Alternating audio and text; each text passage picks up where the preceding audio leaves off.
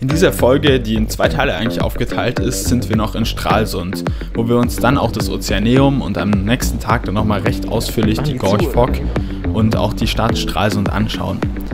Bevor wir dann den Tag drauf wirklich wieder schönes Segeln haben in Richtung Mönchsgut und dort in Tiso einlaufen. Also ist wieder für alle was dabei.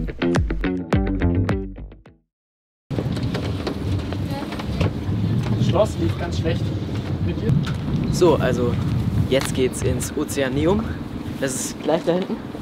Und das ist ein Standort vom Deutschen Meeresmuseum und da gibt es Standorte verteilt überall in Stralsund und auch da hinten, da ist der Ort und so. Und da gehen wir jetzt 2 Stunden lang hin. Am Abend, Sonntag, sollte es eigentlich relativ ruhig sein und da freuen wir uns jetzt.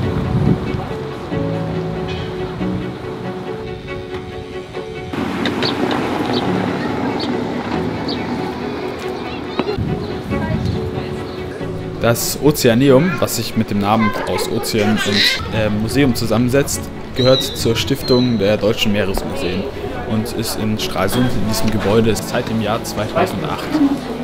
Ja. Im Museum kann man die verschiedenen Reiche des Meeres kennenlernen. Das Museum will dazu beitragen, die eigene Verantwortung für das Meer und somit unser Ökosystem wahrzunehmen. In der großen Eingangsaula wird man direkt von einem großen Walskelett begrüßt, bevor es dann in Richtung Rundgang die Rolltreppe hochgeht. Das Museum ist nach den verschiedenen Ozeanen und Meeren geordnet. Ganz am Anfang bekommt man erstmal einen großen Überblick in einem Raum, welche Meere es gibt und was für Tiere und Meeresbewohner dort leben, bevor es dann in die einzelnen Teilgebiete weitergeht.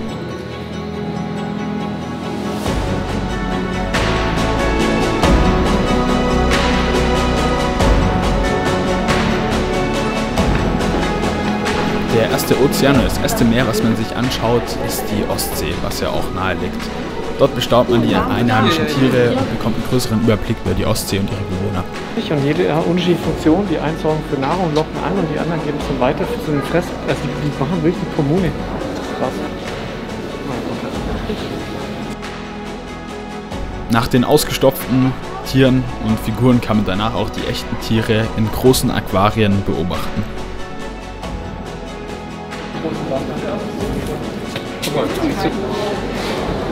Ja.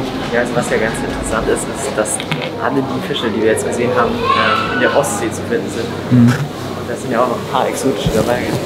Ja.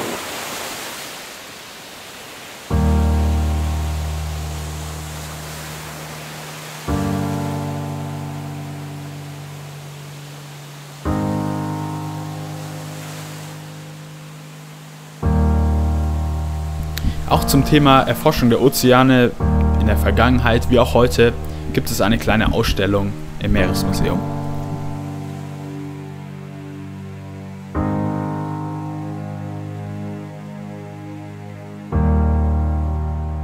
Das größte Aquarium fasst tatsächlich 2,6 Millionen Liter.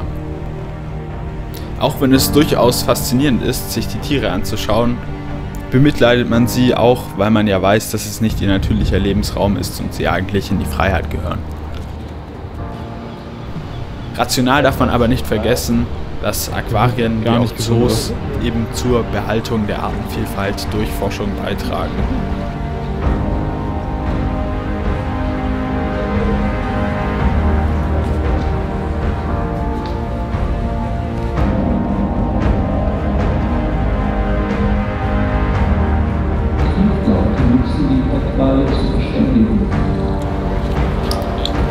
Ui! Auschecken. Was ist dein Fazit? Mein Fazit? Ja. Klar. Ja, ich weiß schon, mir tun die Tiere schon leid, muss ich sagen.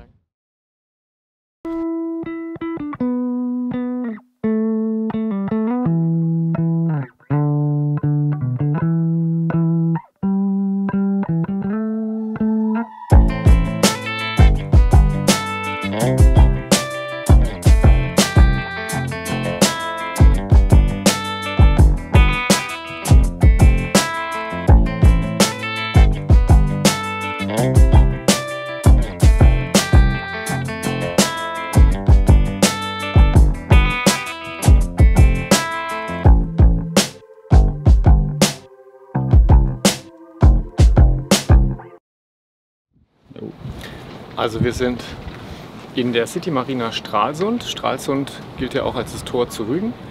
Und es gibt ein paar Gründe, warum wir heute hier sind. Einer davon ist der, dass wir ordentlich gestern schon und heute vor allen Dingen, man sieht es auch da drüben an den Flaggen, dass wir einen ordentlichen Ostwind haben. Und wir wissen natürlich, wenn wir im Strelasund weiter wollen Richtung Mönchgut, also nach Osten, dann müssten wir gegen den Strom und gegen den Wind und da der Gegenmotoren, da haben wir keine Lust drauf. Und deswegen haben wir 1-2 Tage jetzt sowieso geplant gehabt, uns Stralsund anzuschauen, um dann wieder bei einem wahrscheinlich eher südwestlichen Wind dann vernünftig auch durch den Sund zu segeln oder zumindest nicht gegen die Strömung anzulaufen. Und ein weiterer Grund hier zu sein ist natürlich die Gorge Fock 1, da drüben sieht man sie auch. Genau, und der nächste Grund für Stralsund ist Stralsund natürlich selber. Es gilt als eine der schönsten, wenn nicht gar die schönste Hafenstadt Deutschlands und das liegt daran, dass sie die letzten Jahre aufwendig in der Altstadt saniert wurde. Umgeben ist ja von Flüssen und Gewässern. Und das sind die Gründe, warum wir heute hier sind und diesen Tag verbringen wir auch sehr gerne hier.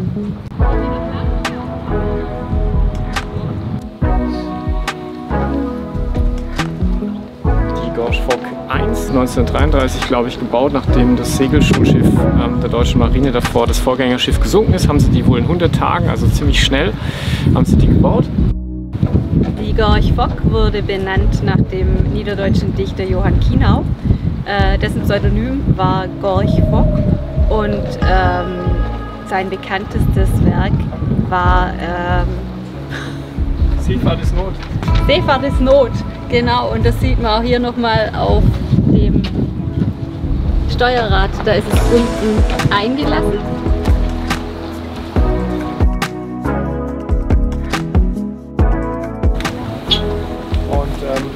Was ist das?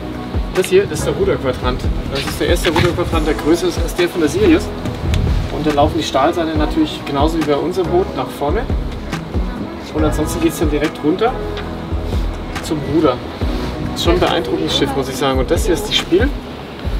Im Prinzip so eine Winch und da haben die ihre Festmachertalien, die Festmacherleien, haben die damit gespannt mit Handkraft. Und sie konnten es auch darüber, über den Ruderquadrant, im Prinzip konnten sie bei Ausfall der Ruderanlage, konnten sie damit so ein Notruder installieren. Schon ein ziemlich krasses Schiff. Und dann auch benutzt. Und 1945 vor den Holm, dann hat die deutsche Wehrmacht die tatsächlich noch versenkt, damit sie nicht in Feindeshand fällt. Und 2 Jahre später wohl hat die Sowjetunion sie wieder rausgeholt aus den nicht sehr tiefen vor den Holm, hat sie restaurieren lassen und dann tatsächlich an die Ukraine verlegt. Dort war der Hafen bis vor einigen Jahren dann als Segelschulschiff auch der Sowjetunion gedient und anschließend hat ein Verein sie dort gefunden und der Verein, der kümmert sich jetzt drum, es wird als Museumsschiff benutzt. Die Offiziersmesse, also der Ort, an dem die Offiziere miteinander gegessen haben und ihre Besprechung hatten. Ziemlich hierarchische Geschichte gewesen. Weil, das ist ja... Das hier ist der Kapitänssalon. Das ist tatsächlich so, wie er damals von 1933, wie sie den bekommen haben, haben sie den wieder restauriert. Der ist jetzt im Originalzustand wieder hergestellt worden.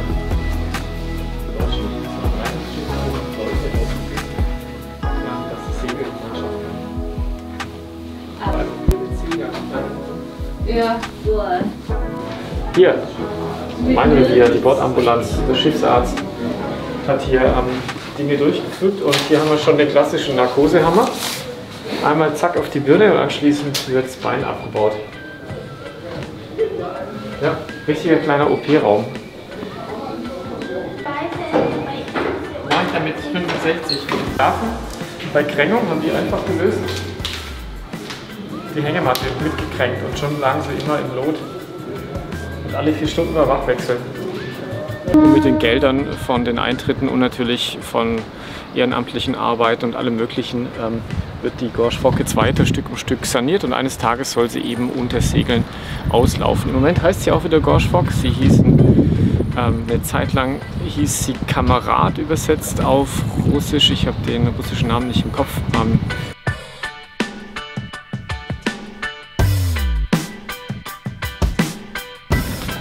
Ja, wir sind jetzt im vorderen Teil vom Schiff, vom wirklich beeindruckenden Gorge Fock Schiff und wir haben hier im Moment eine elektrische Ankerwinde mit 2 Ankern und ein Anker wiegt 2 Tonnen. Und für den Fall, dass die mal ausfallen, haben sie so wie auf dem Heckbereich vom Schiff haben sie so eine Art Winch, eine Gangspiel heißt es. Und dann haben sie es mit Muskelkraft, konnten sie den Anker auch hochziehen. Leider. Also nachdem wir jetzt auf der Gorge Fock fahren, schauen wir uns einmal die Stadt und die Straße an.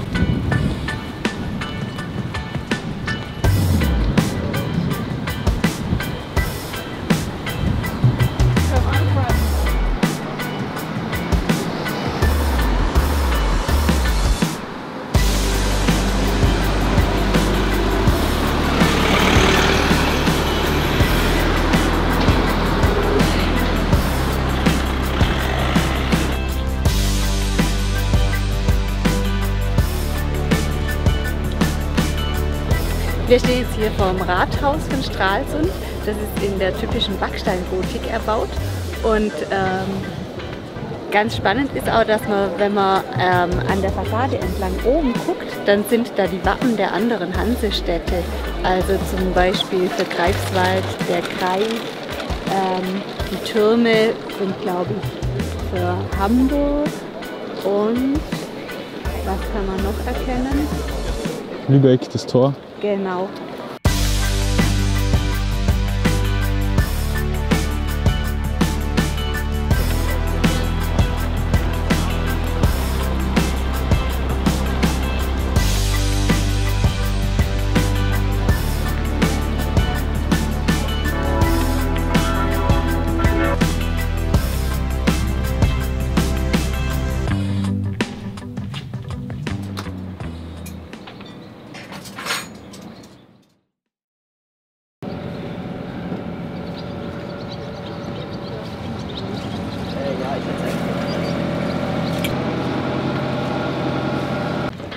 Also bei uns ist nicht so groß jemand rausgegangen.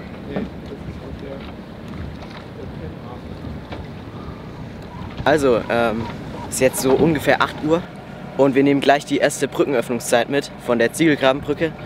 Das ist die zweite? 25 Oh, macht sie auch. okay. Ja gut, sie machen um 25, 8:20 Uhr, 12:20 Uhr und dann glaube ich noch 15:20 Uhr auf. Und wir nehmen jetzt die zweite und fahren da jetzt durch. Da gibt es ja die große Rügenbrücke, durch die könnten wir durch, aber dahinter ist halt noch die kleinere Brücke, die ist eine Klappbrücke.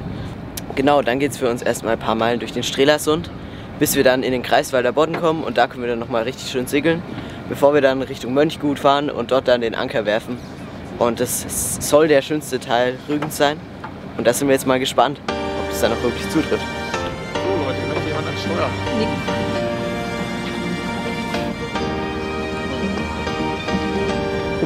Also navigatorisch von Interesse ist ja, sobald wir unter der Ziegelgrabenbrücke durch sind, ändert sich die Betonung. Das ist ja oft so bei einem, oder ist immer so bei einem Revier, was von beiden Seiten zugänglich ist von der See. Wenn man von der See Richtung Land fährt, ist die Betonung ja Steuerbord grün und Backbord links. Und an der Ziegelgrabenbrücke ist es dann so, dass die das schon betrachten, dass vom Greifswalder Bodden natürlich das Meer ist, sodass sich an der Ziegelgrabenbrücke für uns die Betonung ändert, sodass wir auf einmal dann auf Steuerbord die rote Backbordbetonung haben. Und das muss man natürlich vorher wissen, bevor man sich da irgendwelche Sorgen macht über die Fahrwasserdimension. Hier sieht man auch nochmal, dass die ganzen Leute schon vor der Brücke Kreise drehen, was auch wirklich witzig ist.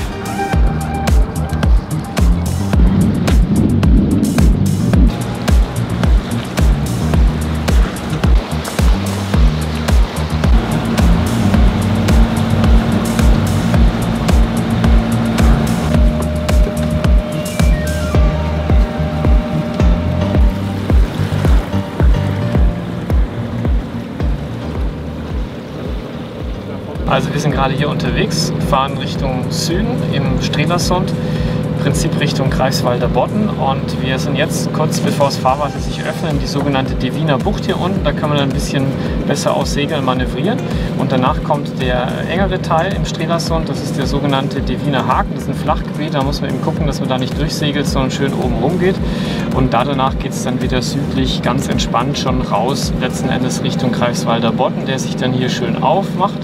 Und dann werden wir dadurch, dass wir einen Wind aus Nordost haben, werden wir dann am Windkurs voraussichtlich hochsegeln Richtung Wilm. Wilm, hier oben die Insel. Und wenn wir dort sind, werden wir wahrscheinlich gegen an noch Richtung Tiso, Mönchsgut, dann vermutlich noch gegen an eine Stunde oder so unterwegs sein.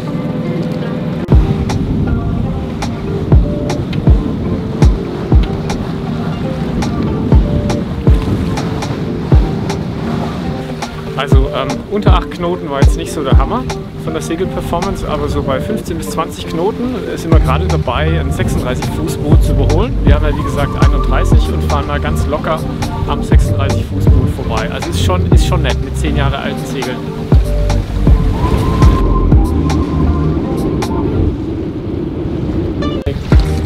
Baff, siehst du das? Wir fahren ja durch die Setten.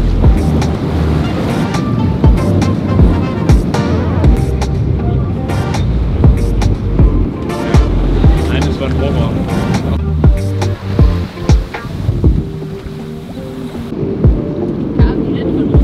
Deswegen ist es das ist der vorher kurz vorbei kam.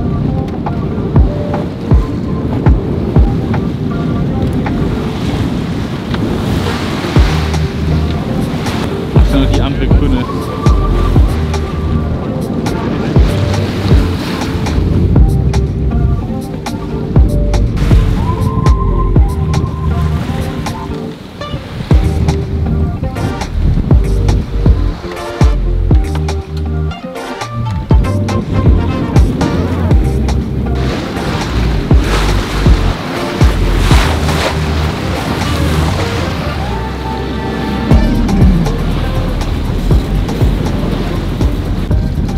So, Vollzeug. Ja, Vollzeug. Vollzeug. Einmal wieder 18 Knoten. Ja, 18 Knoten. Schön Schräglage, ein bisschen wie mit unserem Sportboot am Bodensee. Echt schön. Schönes Wetter, ein bisschen Welle quer ab. Läuft gut. Macht allen Spaß.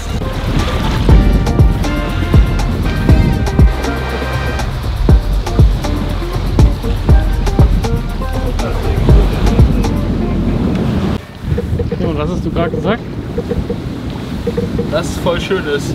Das ist perfekte Ostseewetter gerade, also es gibt eigentlich kein besseres Segelwetter. 15 Knoten Wind, Meter Welle vielleicht, halb Meter, also perfekt. Sonnenschein, bisschen kalt, aber selbst das ist nicht schlimm. Also es gibt glaube ich kein besseres Wetter, um auf der Ostsee zu segeln. Bist du auch so, oder? Auf jeden Fall.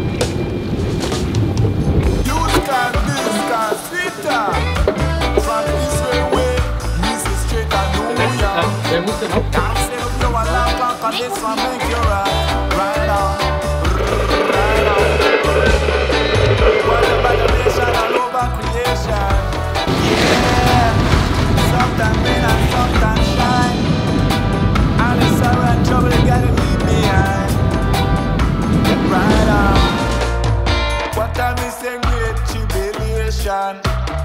Nation, them a fight against nation.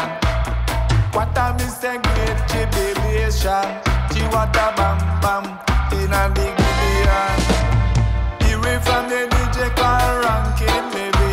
When we fling it on the roads and reality, I'm the best thing in life for free. Bam bam diddle and diddly, best thing in life for free. Du machst jetzt was du sonst nicht so gern machst. Wie heißt das nochmal? Angeln fahren? Kreuzen? Ja. Genau, wir sind eigentlich in Rufweite von unserem Örtchen, aber der Wind kommt halt direkt von dort. Und deswegen kreuzen wir da mal munter ein paar Stunden lang hin, stimmt? Aber bei dem Wetter ist es kein Problem. Da macht selbst Kreuzen Spaß. Ist ja auch Schwale.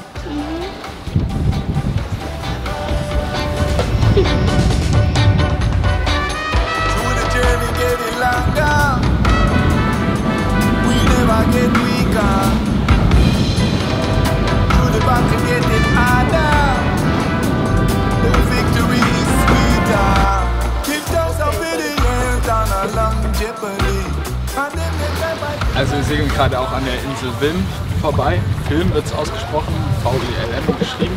Und es war eben damals von den früheren DDR-Generälen dort die Insel, um sich zu erholen. Es sind jetzt auch 30 Leute dürfen noch auf die Insel. Das ist jetzt unter Naturschutz und gerade auch eben durch die Geschichte, dass dort nur DDR-Generäle drauf waren, ist die Natur auch noch sehr gut erhalten, weil es deren Luxus-Erholungsinsel war. Und weiter geht es dann Richtung Mönchgut und dort eben in den Teil Tiso heißt es.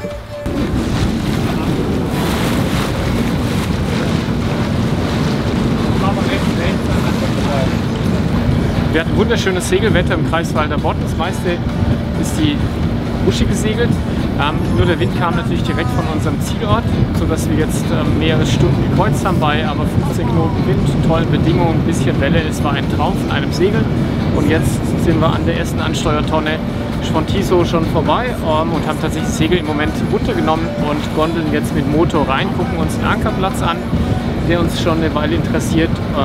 Und eventuell fahren wir aber auch gleich nach Tiso rein, weil morgen übermorgen ein bisschen stärkerer Wind durchzieht, den wir dann hier mit Dingen, die wir uns angucken, die Zeit da vertreiben wollen. Und hier ist übrigens der Strand, TY.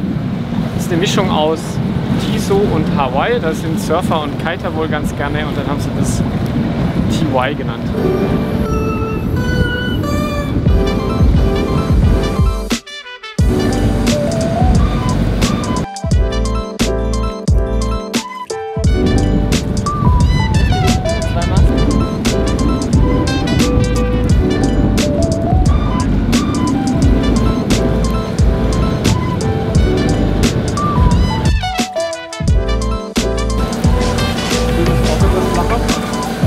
Aber dann